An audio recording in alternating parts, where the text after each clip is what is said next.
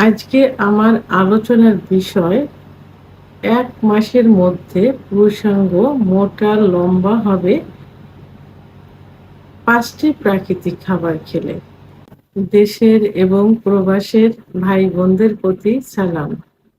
আসসালামু আলাইকুম। আমি প্রভাষক ডাক্তার রিক্তা পারভীন, হোমিওপ্যাথি এবং আয়ুর্বেদিক চিকিৎসক। অনেকে ওষুধের প্রতি অ্যা আস্থাটা হারিয়ে ফেলে। কারণ অ্যা যৌন অক্ষমতার যে পুরুষের মেন যে হরমোন টেস্টোস্টেরন হরমোন কমে গেলে হয়, এই ধারণাটা অনেকের নেই, অর্থাৎ অনেকে বোঝে না। সবারই ধারণা যে হস্তমৈথুন করার কারণে, স্বপ্নদোষের কারণে অথবা প্রসবের সঙ্গে অজানাভাবে ধাতু বের হয়ে যেয়ে মনে হয় যৌন অক্ষমতা হয়। তবে এই ধারণাটা যে একেবারে এ মা ভুল সেটা না। হস্তমৈথুন ইসলামের দৃষ্টিতে সম্পূর্ণ নিষিদ্ধ।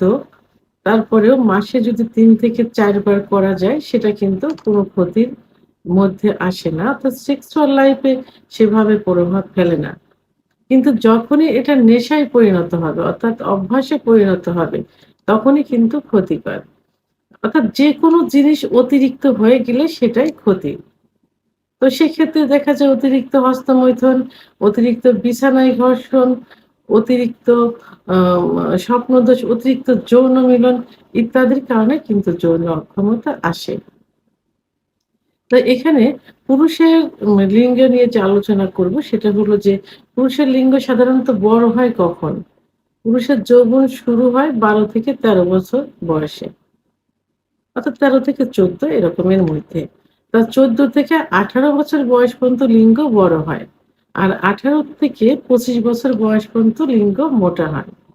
তো এই সময়ের মধ্যে চলে লিঙ্গের উপরে বিভিন্ন অত্যাচার। অর্থাৎ যৌন যে অত্যাচারগুলো হয় এর উপর দিয়ে চলে।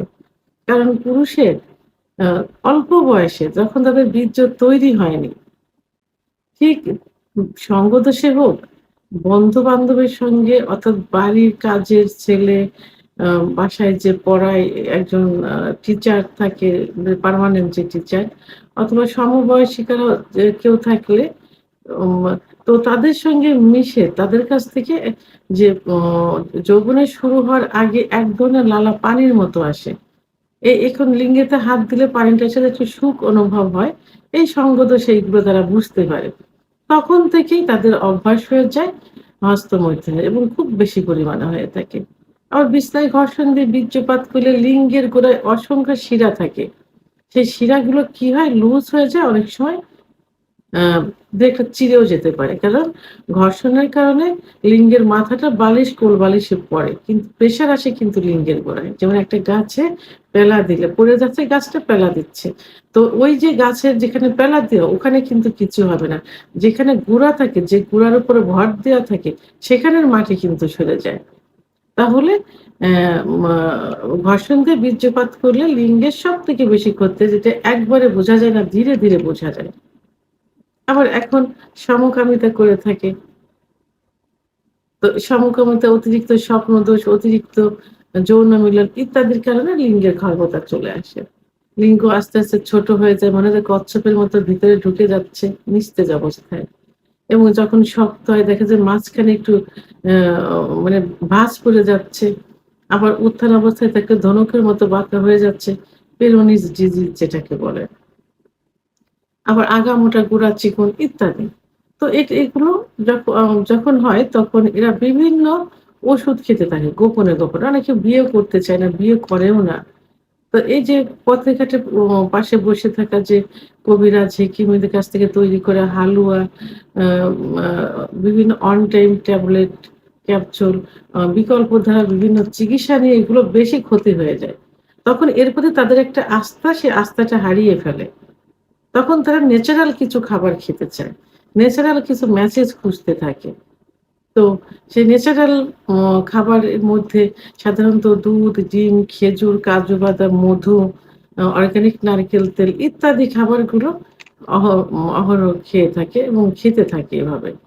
তো এগুলো শুক্রাণু তৈরির জন্য অর্থাৎ বৃদ্ধির জন্য, শুক্রাণু গাঢ় করার জন্য, যৌন অক্ষমতা দূর করার জন্য ভালো ভূমিকা পালন করে থাকি। এগুলোর পাশাপাশি আমি আজকে ৪ থেকে ৫ টি ন্যাচারাল কিছু খাবার বলব, যে খাবারগুলো সেবন করলে লিঙ্গ খুব অল্প দিনের মধ্যেই ৩ সপ্তাহ ১ মাসের মধ্যে আ ডেভেলপ হয়ে যায়। অর্থাৎ মোটা হবে, লম্বা হবে, শক্ত হবে।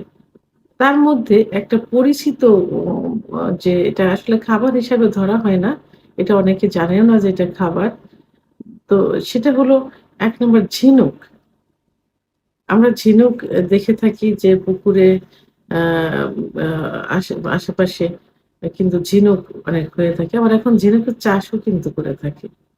তো এই ঝিনুকে পর্যাপ্ত পরিমাণ জিঙ্ক থাকে। এই জিঙ্ক শুক্রাণু বৃদ্ধি করতে, ব্লাড সার্কুলেশন করতে এবং দ্রুত বীর্যপাত রোধ করতে এবং নতুন কোষ সৃষ্টি করতে সহযোগিতা করে থাকে।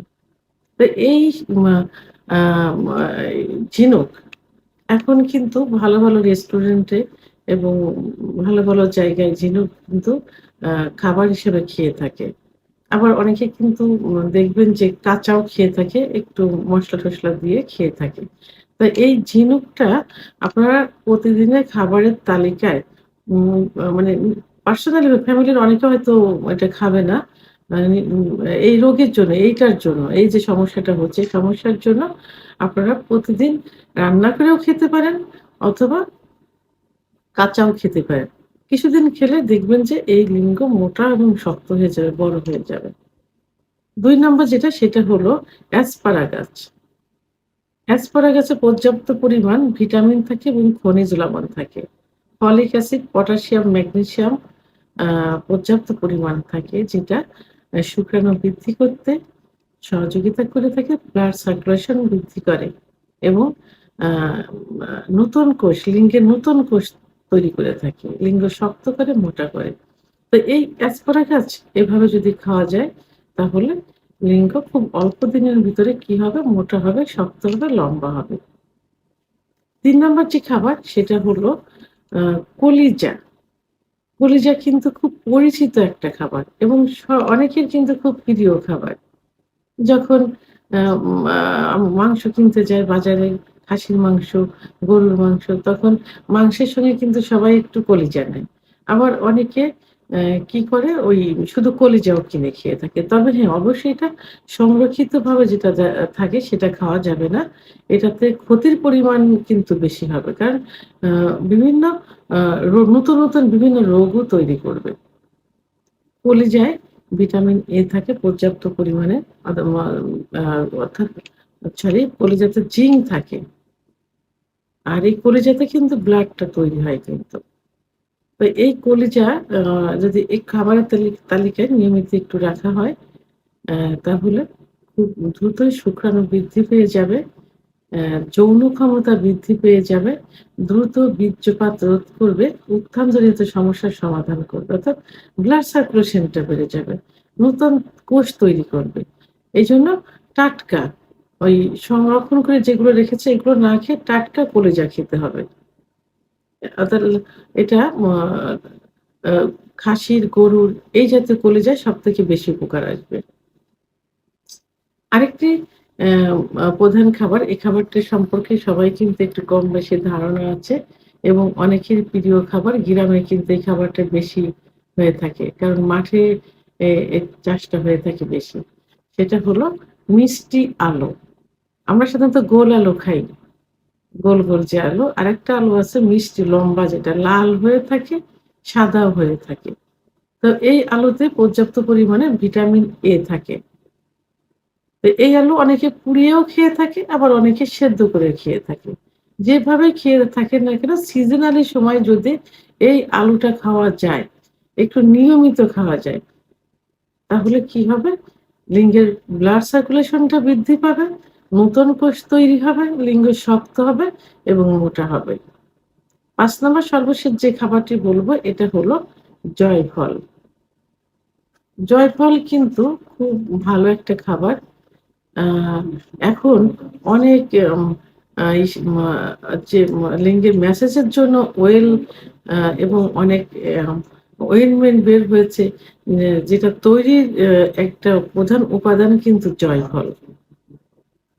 তো এই জয়ফলটা যদি নিয়মিত খাওয়া যায় কিছুদিন, তাহলে কিন্তু লিঙ্গের ব্লাড সার্কুলেশনটা বেড়ে যাবে, লিঙ্গে কোষ, নতুন নতুন কোষ তৈরি হবে এবং লিঙ্গ মোটা ও শক্ত হবে। অর্থাৎ এই জয়ফলটা অ্যান্টিঅক্সিডেন্টের কাজ করে থাকে। তো আমি যে ৫ টি খাবারের কথা বললাম, ন্যাচারাল যে খাবারের কথা বললাম, এই খাবারগুলো যদি নিয়মিত একটু খাওয়া যায় তাহলে দেখবেন ৩ সপ্তাহ থেকে ১ মাসের মধ্যে লিঙ্গের অনেক পরিবর্তন চলে আসছে। অর্থাৎ লিঙ্গ যদি আগে ভালো ছিল, এখন সেগুলো ক্ষতি হয়ে গেছে। ছোট হয়ে গেছে, চিকন হয়ে গেছে, খর্বতা চলে আসছে। কিন্তু যদি ভালো ছিল, আরো ভালো করতে চান, সেক্ষেত্রে কিন্তু সেটা ডেভেলপ হবে না। অর্থাৎ ক্ষতিগ্রস্ত হয়ে গেছে, সেই ক্ষেত্রে এটা ডেভেলপ হবে। ভিডিওটি সম্পর্কে যদি কোনো মতামত থেকে থাকে অবশ্যই কমেন্টস এর মাধ্যমে জানাবেন। আর ভিডিওটি ভালো লাগলে লাইক, কমেন্ট, সাবস্ক্রাইব করে আমার সঙ্গে থাকুন। আল্লাহ হাফেজ।